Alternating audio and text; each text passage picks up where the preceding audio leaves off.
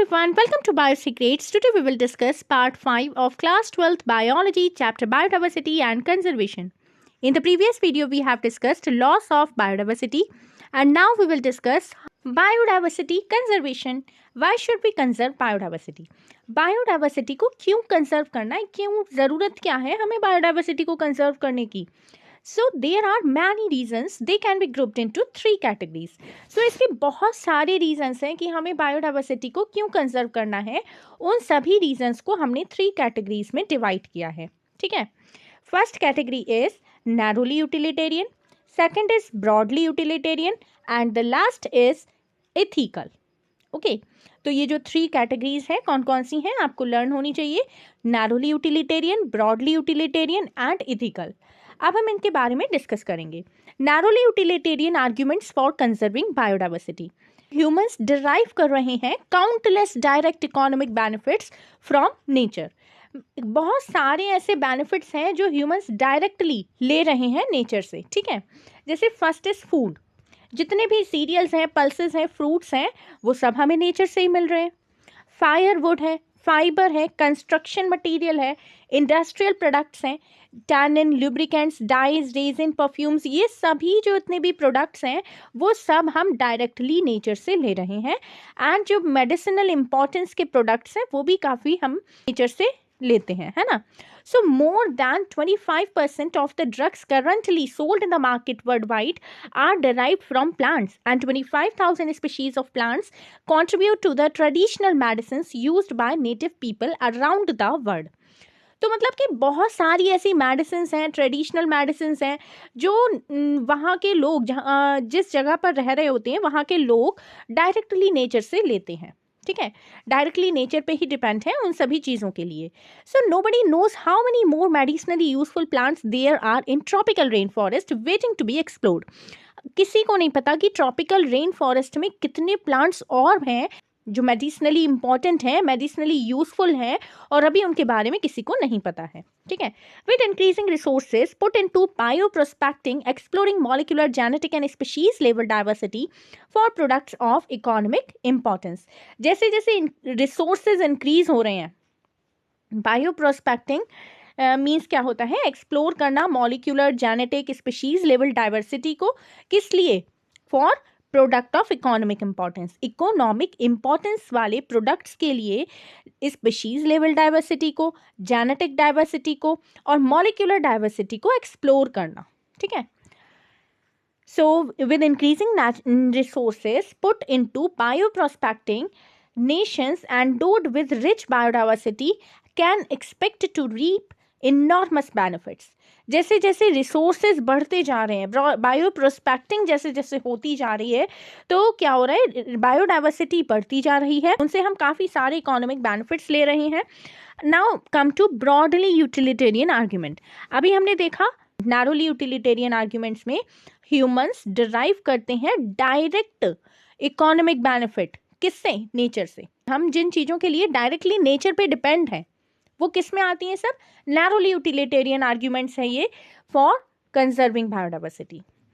Now come to broadly utilitarian argument.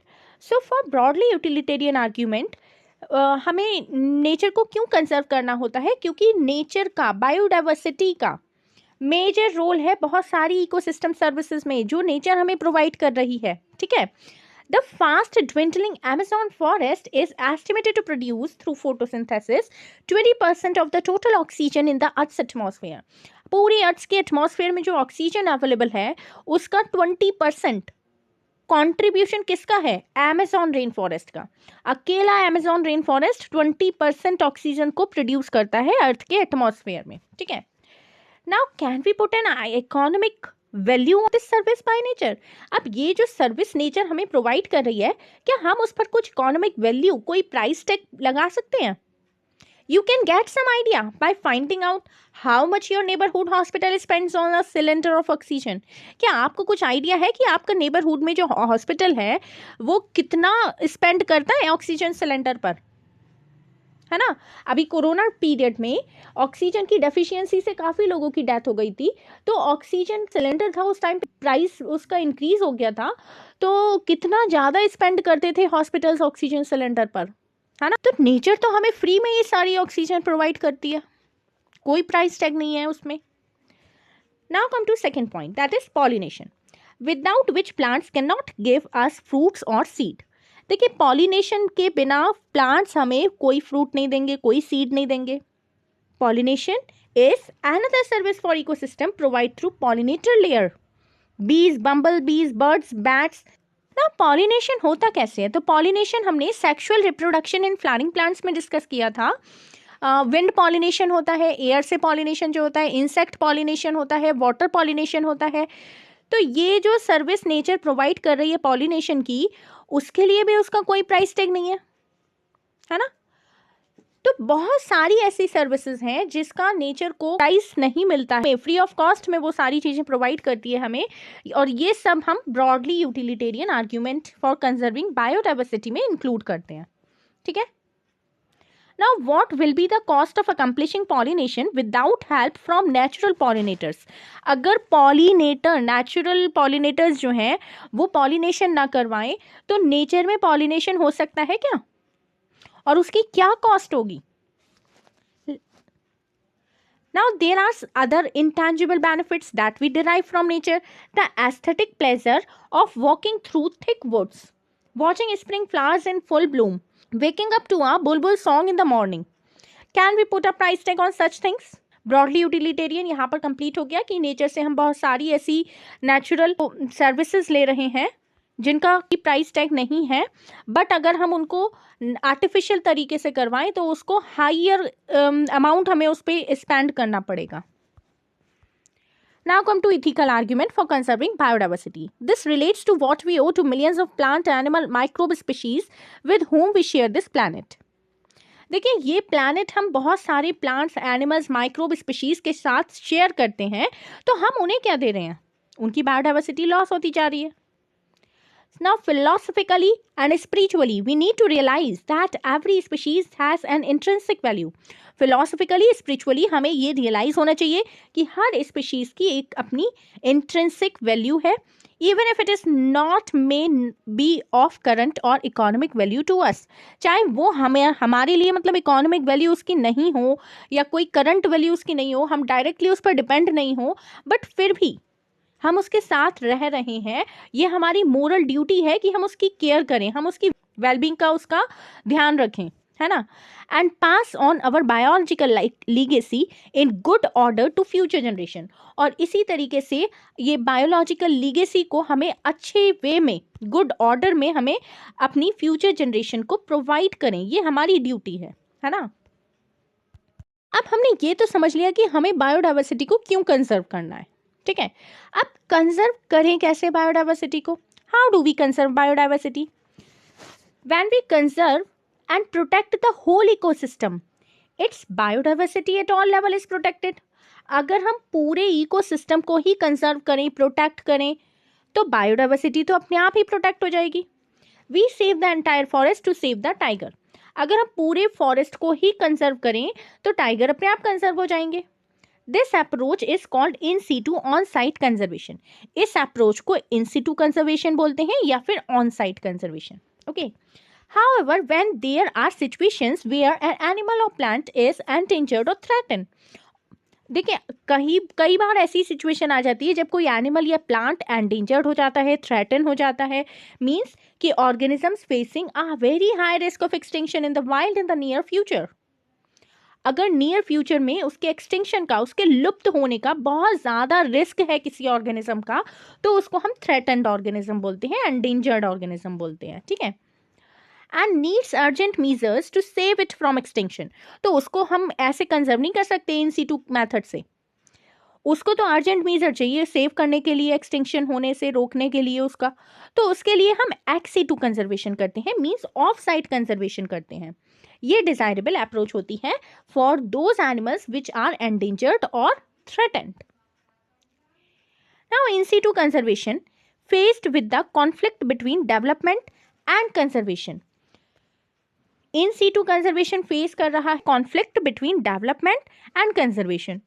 Many nations find it unrealistic and economically not feasible to conserve all their biological wealth. बहुत सारे Nations ऐसे हैं जो इसको unrealistic मानते हैं एंड इकोनॉमिकली कहते हैं कि ये फीजिबल ही नहीं है, ये पॉसिबल ही नहीं है कि हम पूरे इकोसिस्टम को ही कंजर्व करें, है ना। Invariably, the number of species waiting to be saved from extinction far exceeds the conservation resources available. बहुत सारी स्पीशीज ऐसी हैं वेट कर रही हैं to be saved from extinction, मतलब कि वो उनको एक्सटिंक्शन होने से रोकना है. So let's revise. Threat of extinction: 32% of all amphibian species, 31% of all gymnosperms, 23% of all mammals and 12% of all birds. ये सब स्पीशीज ऐसी हैं जिन्हें एक्सटिंक्शन का खतरा है, थ्रेट ऑफ एक्सटिंक्शन है उन्हें, ठीक है. लास्ट 3 बिलियन ईयर्स में अर्थ ने फेस किए 5 mass extinction of species. Means कि 3 बिलियन ईयर्स में अर्थ पर 5 टाइम्स ऐसा हो चुका है कि पूरा मास ही एक्सटिंक्ट हो गया है स्पीशीज का. 6th extinction expected to be 100 to 1000 times faster than pre-human times. देखिए ये जो pre-human times का जो एक्सटिंक्शन था उससे 100 से लेकर 1000 टाइम्स तक फास्टर एक्सपेक्ट किया जा रहा है आने वाला एक्सटिंक्शन जो होगा, ठीक है, जो 6th एक्सटिंक्शन होगा.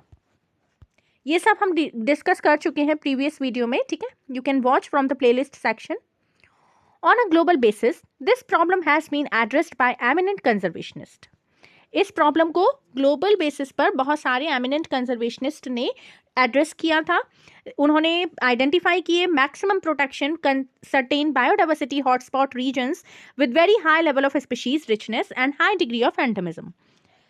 देखिए ये जो एमिनेंट कंजर्वेशनिस्ट थे उन्होंने आइडेंटिफाई किए बहुत सारे ज़्यादा से ज़्यादा protection certain biodiversity hot spots को उन्होंने आइडेंटिफाई किया, उन रीजन्स को जहाँ पर बायोडाइवर्सिटी बहुत ज़्यादा है with very high level of species richness. बहुत ज़्यादा स्पीशीज की रिचनेस है, वेराइटी ऑफ स्पीशीज वहाँ देखने को मिलती हैं. कहाँ? बायोडाइवर्सिटी हॉट स्पॉट्स में. और वहाँ हाई डिग्री ऑफ एंडेमिज्म भी है. एंडेमिज्म क्या होता है कि कोई ऐसी स्पीशीज जो केवल एक पर्टिकुलर एरिया में पर्टिकुलर रीजन में ही लोकेट होती है, ठीक है. That is a species confined to that region and not found anywhere else. वो और कहीं देखने को नहीं मिलेगी कोई species. So initially 25 biodiversity hotspots were identified, but subsequently 9 more have been added to the list, bringing the total number of biodiversity hotspots in the world to 34. Starting में तो देखिए 25 बायोडाइवर्सिटी हॉटस्पॉट आइडेंटिफाई किए गए थे, फिर उसमें 9 और add कर दिए गए, तो अब जो बायोडाइवर्सिटी हॉटस्पॉट्स हैं वो कितने हैं total? 34. These hotspots are also reasons of accelerated habitat loss. ये जो बायोडाइवर्सिटी के हॉटस्पॉट हैं यहाँ पे बहुत सारी रिच डाइवर्सिटी है, लेकिन यहाँ पर जो डाइवर्सिटी है उनके हैबिटेट लॉस भी बहुत तेज़ी के साथ हो रहे हैं. 3 ऑफ दीज हॉट स्पॉट हैं, जैसे वेस्टर्न घाट है, श्रीलंका है, Indo Burma, Himalaya cover our countries exceptionally high biodiversity region. ये हिमालय जहाँ पर हमारी कंट्री का हाई बायोडाइवर्सिटी रीजन है. Although all the biodiversity hotspots put together cover less than 2% of the earth's land area. देखिए जितनी भी बायोडाइवर्सिटी हॉटस्पॉट्स हैं तो हमारी अर्थ का 2% से भी कम एरिया आएगा, लेकिन जो नंबर ऑफ स्पीशीज वहाँ से कलेक्ट की गई हैं, मतलब वो बहुत ज़्यादा है. नंबर ऑफ स्पीशीज बहुत ज़्यादा है और जो लैंड एरिया है वो 2% से भी कम है. And strict protection of these hotspots could reduce the ongoing mass extinction by almost 30%. तो इसका स्ट्रिक्ट प्रोटेक्शन करा जाएगा एंड ये जो हॉटस्पॉट्स हैं वो रिड्यूस कर सकते हैं द ऑनगोइंग मास एक्सटिंक्शन. कितना? 30% जो मास एक्सटिंक्शन है उसको कम कर सकते हैं, 30% तक मास एक्सटिंक्शन कम कर सकते हैं ये बायोडाइवर्सिटी हॉटस्पॉट्स का strict protection. In India, ecologically unique and biodiversity rich regions are legally protected as biosphere reserves, national parks and sanctuaries. India में तो जो इकोलॉजिकली यूनिक और बायोडाइवर्सिटी रिच रीजन्स हैं उनको लीगली प्रोटेक्ट किया गया है बायोस्फीयर रिजर्व के फॉर्म में, नेशनल पार्क्स के फॉर्म में और सेंचुरीज के फॉर्म में. So India now has 14 biosphere reserves. India में इस समय 14 बायोस्फीयर रिजर्व्स हैं, 90 नेशनल पार्क्स हैं and 448 wild life sanctuaries present हैं इंडिया में। India has also a history of religious and cultural traditions that emphasized protection of nature. देखिए India में लोग जो हैं वो काफ़ी धार्मिक प्रवृत्ति के हैं, कल्चरल ट्रेडिशन बहुत है, लोगों के अलग अलग रीति रिवाज हैं, बहुत सारे ट्रीज ऐसे हैं जिनकी पूजा भी की जाती है इंडिया में। तो इसलिए यहाँ पर ट्रीज को, वाइल्ड लाइफ को टोटल प्रोटेक्शन दिया जाता है। इस तरीके से जो सेक्रेड ग्रुप्स हैं वो कहाँ पाए जाते हैं? Khasi and Jaintia hills in Meghalaya में, Aravalli hills of Rajasthan, western ghats region of Karnataka, Maharashtra and the Sarguja, Chanda and देखिए इन Meghalaya the sacred groves are the last refugees for the large number of rare and threatened plants. Meghalaya के जो sacred groves हैं वहाँ पर कई सारे ऐसे plants present हैं जो rare और threatened हैं। okay? Now come to ex situ conservation. अभी हमने in situ conservation देखा, means on site conservation. Now come to ex situ conservation. In this approach, threatened animals and plants are taken out from their natural habitat. देखिए जो इन Situ conservation था उसमें हम natural habitat को ही conserve कर रहे थे। अगर हमें कोई ट्री को कंजर्व करना है तो हम पूरे फॉरेस्ट को कंजर्व कर रहे थे इन सिटू कंजर्वेशन में। बट एक्स सिटू कंजर्वेशन में ऐसा नहीं है। एक्स सिटू कंजर्वेशन में जिस प्लांट को, स्पीशीज को हमें जिसे भी कंजर्व करना है उसको उसके नेचुरल हैबिटेट से हटाकर स्पेशल प्लेस पर, स्पेशल प्रोटेक्टेड जोन में उसको रखा जाता है, स्पेशल केयर उसको प्रोवाइड की जाती है वहाँ पर। ठीक है, ex situ conservation में। So in this approach, threatened animals and plants are taken out from their natural habitat and placed in a special setting where they can be protected and given special care. Zoological parks, botanical gardens and wildlife safari parks serve this purpose. तो देखिए zoological parks, botanical garden and wildlife safari parks ये सब ex situ conservation का example हैं। There are many animals that have become extinct in the wild but continue to be maintained in zoological parks. बहुत सारे ऐसे animals हैं जो अब फॉरेस्ट में प्रेजेंट नहीं है बट जूलॉजिकल पार्क्स में प्रेजेंट हैं। In recent years, ex situ conservation has advanced beyond keeping threatened species in enclosure. Now, gametes of threatened species can be preserved in viable and fertile condition for long period. Using cryopreservation techniques, eggs can be fertilized in vitro and plants can be propagated using tissue culture method. अब देखिए कई सारी species ऐसी हैं जिनके gametes को भी preserve किया गया है। वाइबल कंडीशंस, फर्टाइल कंडीशंस उनको प्रोवाइड की है फॉर लॉन्ग पीरियड। किसकी हेल्प से? क्रायो प्रिजर्वेशन टेक्निक्स की हेल्प से। एग्स को फर्टिलाइज कराया गया इन विट्रो में, मींस लैब में एग को फर्टिलाइज कराया गया, एंड प्लांट्स को प्रोपिगेट कराया गया है टिश्यू कल्चर मेथड का यूज करके। बहुत सारे सीड्स जो हैं, जेनेटिक स्ट्रेन्स जो हैं कमर्शियली इंपॉर्टेंट प्लांट्स के, उनको भी रखा गया है सीड बैंक्स में लंबे समय के लिए। Biodiversity knows no political boundaries and its conservation is therefore a collective responsibility for all nation. देखिए बायोडाइवर्सिटी की कोई पॉलिटिकल बाउंड्री नहीं है, उसका कंजर्वेशन, उसका प्रोटेक्शन सभी नेशंस की रिस्पॉन्सिबिलिटी है। The Historic Convention on Biological Diversity, the Earth Summit held in Rio de Janeiro in 1992, called upon all nations to take appropriate measures for conservation of biodiversity and sustainable utilization of its benefit. देखिए historic convention biological diversity पर अर्थ summit किया गया, कहाँ पर? रियो de Janeiro में। कब किया गया? 1992 में किया गया। उसमें सभी नेशंस को बुलाया गया और एप्रोप्रिएट मीजर उसको दी गई कंजर्वेशन के लिए बायोडाइवर्सिटी के, और उनका यूज़ भी करिए, बेनिफिशियल यूज़ भी कीजिए, उनका सस्टेनेबल यूटिलाइजेशन भी कीजिए उनके बेनिफिट्स का।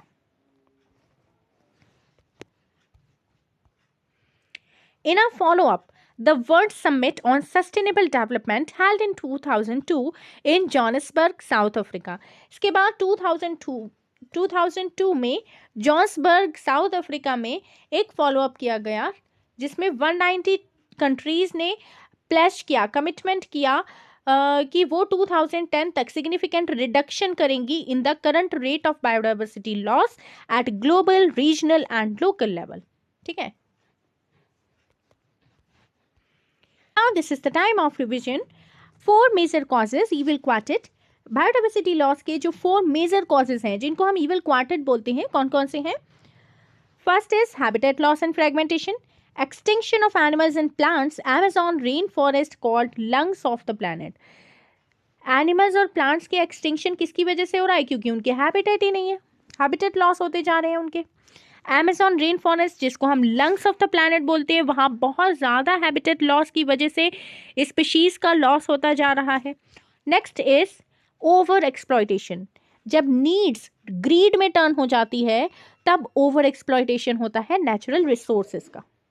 किससे, कौन करता है ये? ह्यूमंस करते हैं, ठीक है। और किस स्पीशीज का ओवर एक्सप्लॉयटेशन की वजह से वो लॉस हो चुकी हैं? अब स्टेलर सी का पैसेंजर पिजन, ये ओवर एक्सप्लॉयटेशन की वजह से अब लॉस हो चुकी हैं, एक्सटिंक्ट हो चुकी हैं। Third point is alien species invasion, introduced, decline, extinction of indigenous species. देखिए, किसी एलियन स्पीशीज को जब इंट्रोड्यूस करते हैं तो उससे डिक्लाइन हो जाती हैं इंडिजिनस स्पीशीज, मीन्स जो वहाँ की नेटिव स्पीशीज होती हैं वो एक्सटिंक्ट हो जाती हैं अगर हम किसी और स्पीशीज को वहाँ पर इंट्रोड्यूस कर देते हैं किसी पर्टिकुलर प्लेस पर। ओके, जैसे नाइल पर्च को लेक विक्टोरिया में इंट्रोड्यूस किया था, ईस्ट अफ्रीका में एक लेक है लेक विक्टोरिया, वहाँ पर नाइल पर्च स्पीशीज को इंट्रोड्यूस किया था जो कि एक एलियन स्पीशीज थी वहाँ के लिए। तो उसकी वजह से वहाँ 200 से ज़्यादा स्पीशीज किचलेट फिश की एक्सटिंक्ट हो चुकी थी। Other examples of alien species invasion, invasive weed species जैसे carrot grass, parthenium, lantana, water hyacinth, eichhornia, ये सारी की सारी इन्वेसिव वीट स्पीशीज हैं। वीट क्या होती हैं? Unwanted plants are called weed. तो ये सारे प्लांट्स इनकी ब्यूटीफुल फ्लावर्स की वजह से, लीव्स की वजह से इंडिया में इंट्रोड्यूस किया गया था, जिससे क्या हुआ था कि वहाँ के जो नेटिव प्लांट्स हैं वो सब खत्म होते गए थे। को एक्सटिंक्शन में क्या हुआ कि जो स्पीशीज है वो एक्सटिंक्ट हुई। एक स्पीशीज अगर एक्सटिंक्ट हुई तो उसके साथ साथ बाकी और जो उससे एसोसिएटेड स्पीशीज थी वो भी एक्सटिंक्ट हो गई। So associated plants and animal species also become extinct. अगर सिंगल स्पीशीज एक्सटिंक्ट हुई है तो उससे एसोसिएटेड जितने भी प्लांट और एनिमल्स की स्पीशीज थी वो भी सब एक्सटिंक्ट हो गई। को एक्सटिंक्शन मतलब साथ में एक्सटिंक्ट होना। Parasitic and mutualistic organisms. Now reasons to conserve biodiversity, biodiversity को कंजर्व करने के क्या क्या रीजंस हैं अभी हमने डिस्कस किए। इसमें फर्स्ट पॉइंट हमने डिस्कस किया था नैरोली यूटिलिटेरियन, ये किस पर बेस्ड है कि हम नेचर से डायरेक्ट बेनिफिट्स लेते हैं। एग्जाम्पल फूड है, फैट है, ऑयल है, firewood, fibres, timbers, industrial products and drugs.